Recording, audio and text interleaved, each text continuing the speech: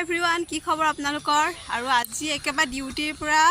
ৰুমত সোমাই 1 মিনিট ৰোৱা নাই ডাইৰেক্ট আহিছোঁ বজাৰলৈ আৰু সেইকাৰণে আপোনালোকলৈ বোলো এটা ভিডিঅ' আগবঢ়াওঁ মই অকলে অহা নাই কিন্তু মোৰ লগত আহিছে আমাৰ মানুহজন আহিছে আৰু মই আহিছোঁ আৰু এতিয়া অলপমান দেখাম আৰু আমাৰ যোৱা ৰাস্তাটো অলপমান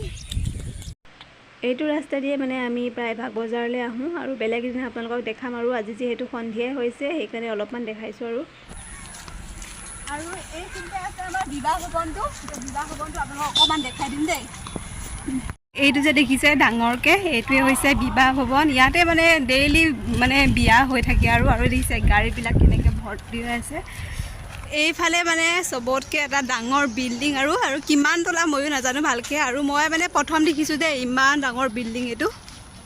ৰাস্তাত একেৰাহে গাড়ী চলিয়ে থাকে মানে মই পাৰ হ'বই নোৱাৰোঁ তথাপিও যেনে তেনে পাৰ হৈ যাওঁ আৰু আহি এতিয়া মানে শ্বপিং মলত আহিছোঁ আৰু শ্বপিং মলৰ পৰা আৰু কিবাকিবি এটা লৈছোঁ আৰু খোৱা বস্তু এটা যিহেতু খাবলৈ অলপমান মন গৈ থাকে যেতিয়া ডিউটিৰ পৰা আহোঁ এয়া আৰু বাদাম আৰু বুটকে লৈছোঁ আৰু লৈ পেলাই বোলো অলপ সোনকালে যাওঁ যিহেতু বেছি দেৰিলৈকে থকাও ভাল নহয়